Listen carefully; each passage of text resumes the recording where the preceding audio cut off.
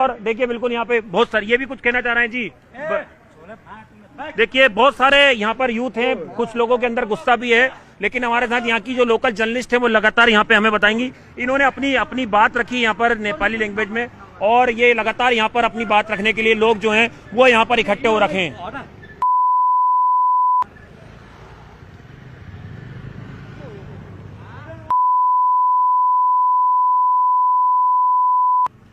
Please, your support में, हम आपके सपोर्ट no, में हैं। I don't want to support. Okay We don't want to support. Okay. हामीलाई एमाले कांग्रेस साझा नेपाली झण्डा चाहियो। Okay. We don't want to support. We are Nepalis. We can do okay ourselves. Okay okay We have lost our team. नमस्कार साथियों, मैं रविंद्र सिंह खाती, आपका स्वागत है मेरे पेज में। वर्ल्ड प्रेस फ्रीडम इंडेक्स में भारत का जो स्थान है 180 देशों में से 151वीं रैंक है।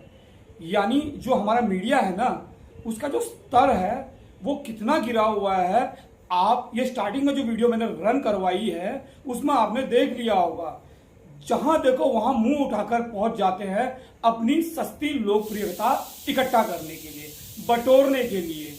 आपको सब पता है कि नेपाल की जो हालत है वो बहुत खराब है, और इस वीडियो में साफ दर्शा रहा है, एक मीडिया कर्मी को, एक रिपोर्टर को बोलते हुए एक युवक ये कह रहा है कि we don't want your support. यानी जो रिपोर्टर बोल रहा था कि हम आपके सपोर्ट में आए हैं। अरे भाई, आप किस सपोर्ट में आए हो?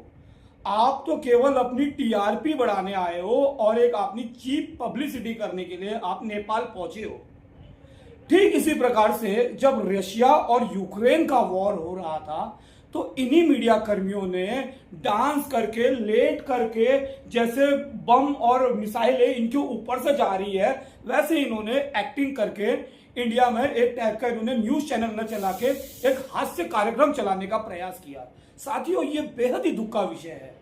आखिर हमारा जो मीडिया है उसका स्तर इतना गिर क्यों रहा है? आप चौथे स्तंभ को क्या कहना चाहोगे? जबकि इस स्तंभ को सबसे मजबूत होना चाहिए था, लोकतंत्र की आवाज को बुलंदियों से लोगों के बीच में रखना चाहिए था, इनको बुलंद आवाज के साथ हमारे बीच में पहुंचाना चाहिए था। अब ये नेपाल की समस्या का निराकरण करने के लिए नेपाल पहुंचे हुए।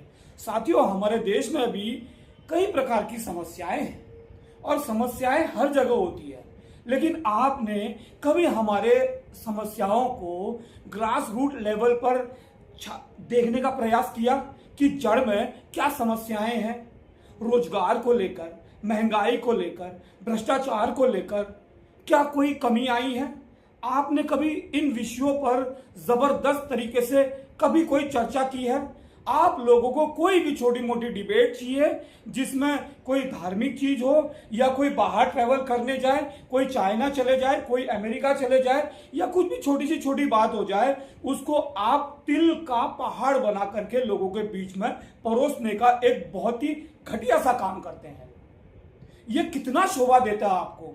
मैं मेन स्ट्रीम मीडिया से लेकर लोकल स्ट्रीम मीडिया तक को ये कहना चाहता हूं, कभी इन्होंने कोई डेडिकेटेड टॉपिक में जो जरूरत की जो चीज है, लोगों की जो रियल में जो एक नीड है, एक लोगों की एक आवाज होनी चाहिए, उन आवाजों को इन्होंने कभी डिबेट के तौर पर हमारे सामने प्रस्तुत किया? रोजगार को लेकर इन्होंने कोई आंकड़े लाए?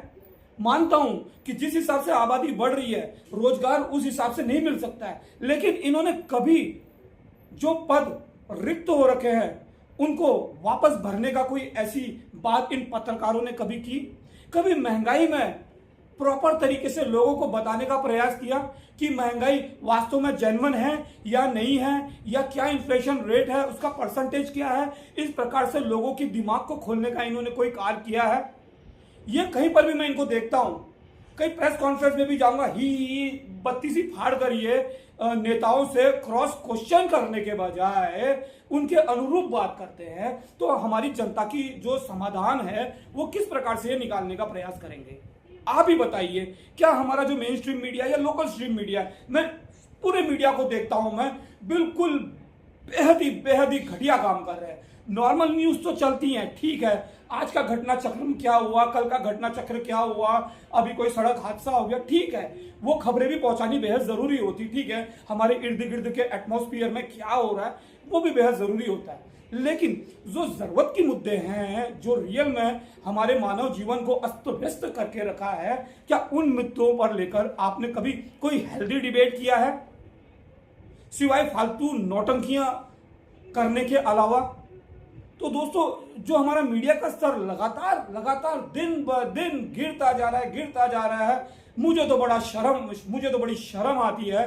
कभी इन्होंने खुल कर किसी से भी प्रश्न नहीं किया। और आज जो नेपाल के जो हालात है, वहां के युवाओं ने जो एक उग्रता दिखाई है, जो विद्रोह दिखाया है और जो विरोध हो रखा है नेपाल सरकार के प्रति, वो केवल सोशल मीडिया के बैन को लेकर ही नहीं है, वहां भ्रष्टाचार को लेकर है, नेताओं की उन संपत्तियों को लेकर है जिन्होंने अचानक इतनी बेहताशा वृद्धि कर दी है, नेताओं के उन बच्चों की शिक्षा को लेकर है जो नेपाल में शिक्षा ग्रहण न करके विदेशों में जाकर शिक्षा कर रहे हैं, उनके लाइफस्टाइल को लेकर चर्चा थी। वहां पर इस बात पर विरोध था कि वो इतने लेविश लाइफ रह रहे हैं और नेपाल की जनता त्रस्त है। तो ये विरोध जो नेपाल में हुआ है वो कहीं ना कहीं आम जनता का आक्रोश है।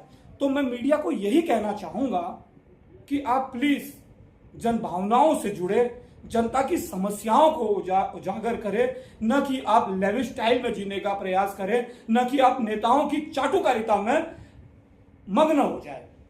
ये बहुत ही एक दुख का विषय है और बहुत ही निंदनीय विषय है। और जो स्तर मीडिया का गिरता जा रहा है वो हमारे देश के लिए अच्छी बात तो कतई नहीं है। तो साथियों, आपको क्या लगता है कि हमारा मीडिया हर जगह पर जाकर क्या हंसी का पात्र बनने का कार्य कर रही है? क्या वो ईमानदारी से अपना कार्य कर रही है? तो कृपया करके इस वीडियो में कमेंट करके जरूर बताएं। धन्यवाद।